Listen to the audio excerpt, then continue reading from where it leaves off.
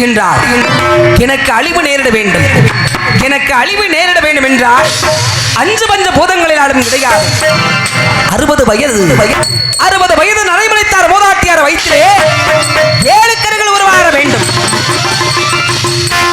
அந்த 7 கருகளும் 7 பெண் குழந்தையாகத்தான் பிறக்க வேண்டும்.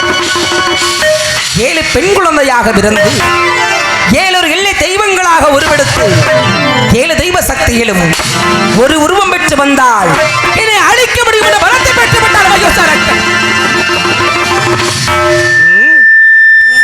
இவ்விரு வரங்களா பெற்று சென்று விட்டவர் ஆணவத்திலே ஆண்களை கண்டால் அழிப்பதும் பெண்களை கண்டால் கற்பை சூறையாடுதமாக உள்ளான் இந்த மயூசரக்கன்.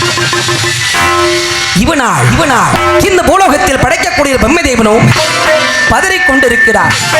காக்கக்கூடிய மகாவிஷ்ணுவோ